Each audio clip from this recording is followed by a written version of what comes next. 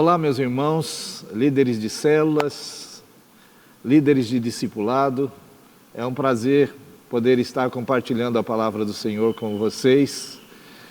E nesta ocasião me deram a oportunidade de falar sobre algo muito importante, que é o coração do líder.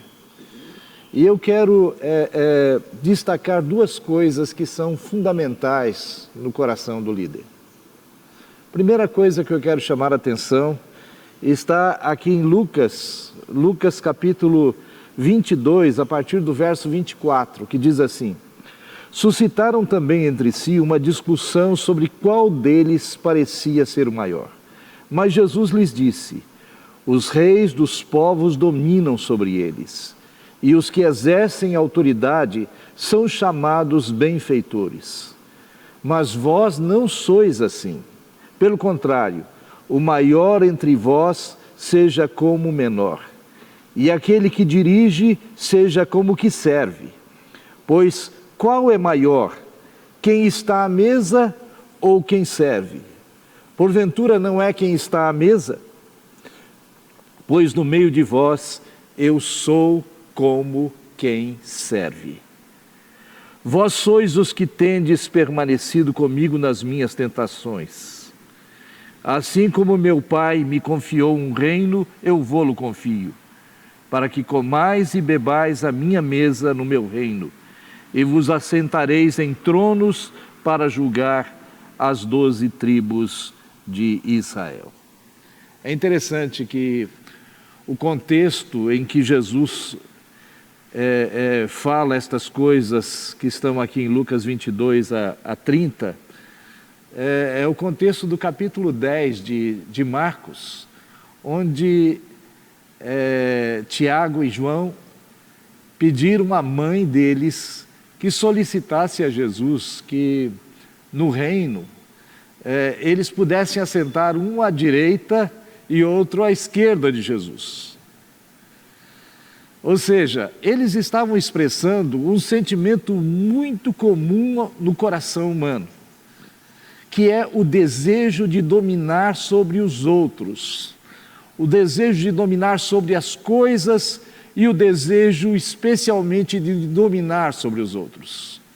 Jesus ia governar, Jesus ia sentar no seu trono e a partir daí governar. Mas eles queriam estar assentados uma à direita e outro à esquerda de Jesus. Em outras palavras, eles queriam governar com Jesus sobre todos os outros.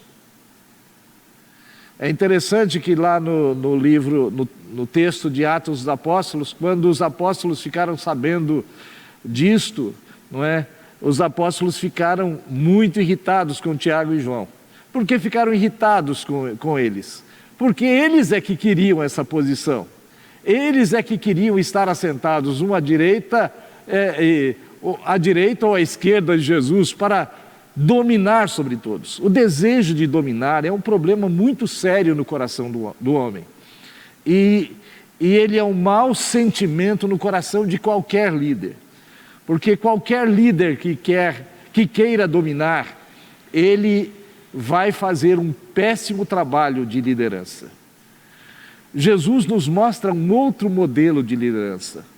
Uma liderança que realmente expressa o coração de Jesus, tem que ser uma liderança como a de Jesus. E aqui no texto, Jesus responde a essa discussão que os discípulos estavam tendo sobre qual deles seria o maior. E Jesus lhes disse: os reis dos povos dominam sobre eles, e os que exercem autoridade são chamados benfeitores.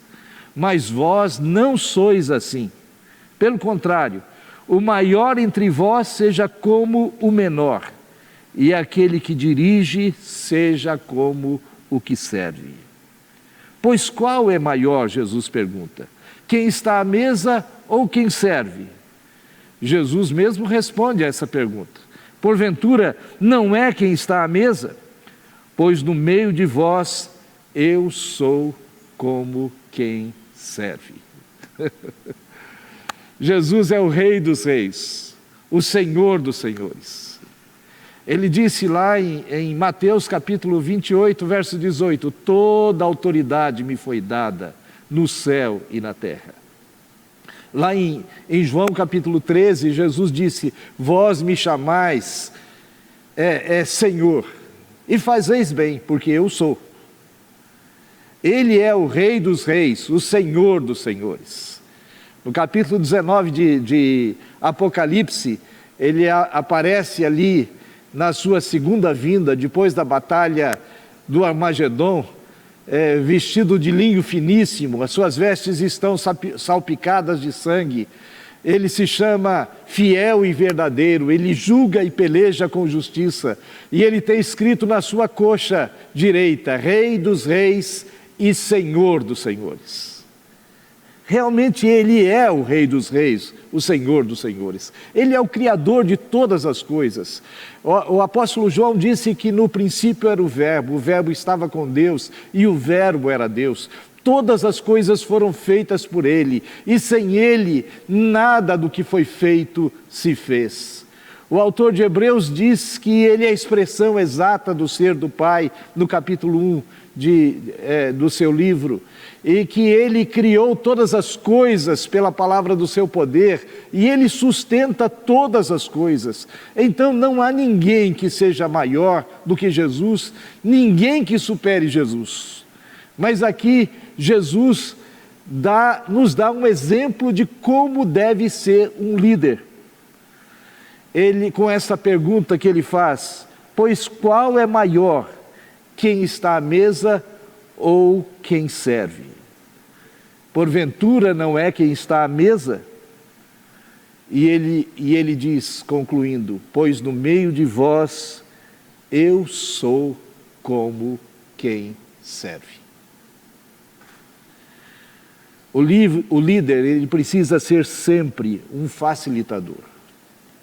Ele precisa ser sempre alguém que abre o caminho para os outros.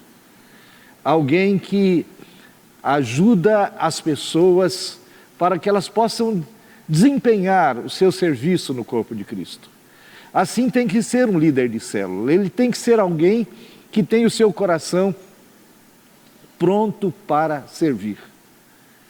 É interessante que quando a gente estuda o livro de Marcos, no capítulo 10 do livro de Marcos, há uma linha que segue todo o capítulo 10 do livro de Marcos. Essa linha que segue todo o capítulo 10 do livro de Marcos é o desejo de dominar. O desejo de dominar está ali em todas as áreas. O desejo de dominar sobre o cônjuge, o desejo de dominar sobre as crianças, o desejo de dominar sobre a matéria da vida eterna, o desejo de dominar sobre as pessoas menos favorecidas, como o cego que pedia a Jesus que o curasse.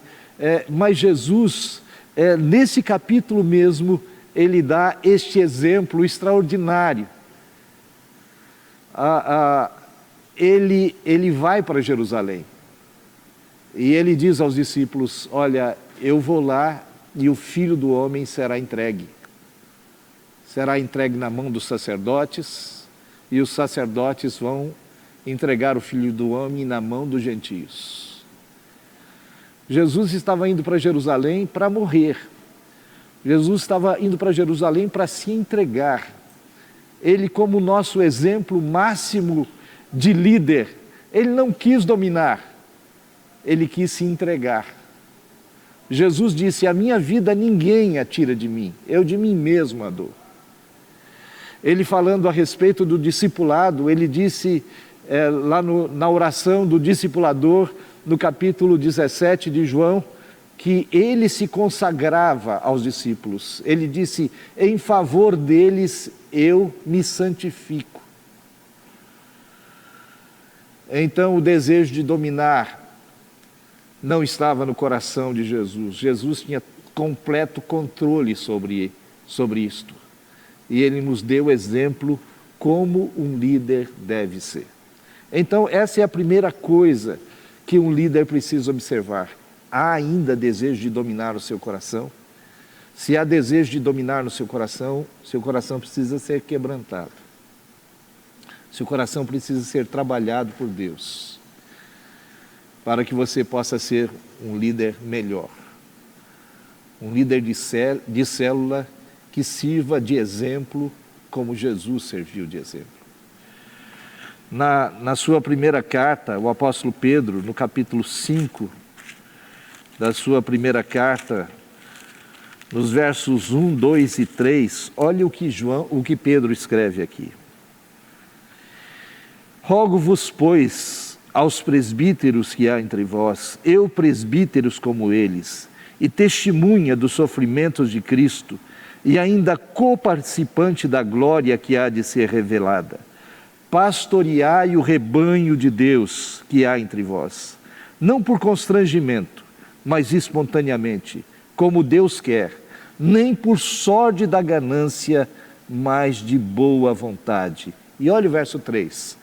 Nem como dominadores dos que vos foram confiados, antes tornando-vos modelos do rebanho. Muita gente confunde liderança com domínio, com controle das pessoas. Mas o verdadeiro líder não é aquele que domina, mas é aquele que serve de exemplo. Então isso precisa estar encarnado em você, profundamente internalizado, para que você possa ser um líder como Jesus quer que nós sejamos. Segunda coisa que eu quero destacar é que, como líderes, nós precisamos aprender a ser dependentes de Deus. Deixa eu dizer a você, Deus não confia na sua autoconfiança. Deus não confia na sua autoconfiança. Deus confia na sua dependência. Eu quero mostrar um texto aqui de Mateus 26. Olha só o que Jesus diz aqui na última noite que Jesus esteve com seus discípulos antes da sua prisão. A partir do verso 31, diz assim: Então Jesus lhes disse, esta noite todos vós vos escandalizareis comigo, porque está escrito, ferirei o pastor e as ovelhas do rebanho ficarão dispersas. Mas depois da minha ressurreição, irei adiante de vós para a Galiléia. Disse-lhe Pedro, ainda que venhas a ser um tropeço para todos, nunca o serás para mim. Pedro foi categórico. Pedro era um homem cheio de autoconfiança. Sempre que a palavra sobrava para alguém, Pedro tomava essa palavra. Pedro era um porta-voz dos discípulos, tenha sido eleito para isso ou não, tenha sido escolhido para isso ou não, ele sempre tomava a frente e falava. Mas olha a resposta de Jesus para a autoconfiança de Pedro. Verso 34, replicou-lhe Jesus, em verdade te digo que nesta mesma noite, antes que o galo cante, tu me negarás 3 vezes. Essas palavras de Jesus são palavras muito duras e são palavras que poderiam fazer vacilar qualquer sentimento de confiança. Mas Pedro se manteve firme naquela proposta inicial do verso 33. Ele disse no verso 35, olha, disse-lhe Pedro, ainda que me seja necessário morrer contigo, de nenhum modo te negarei. E todos os discípulos disseram o mesmo. Mas naquela noite, Pedro negou Jesus vergonhosamente. Ele negou Jesus 3 vezes. E para que a profecia de Jesus fosse lembrada e também se cumprisse, o galo cantou. E quando o galo cantou, então Pedro se lembrou do que Jesus havia dito. E ele ficou profundamente envergonhado, e a Bíblia diz que ele chorou amargamente.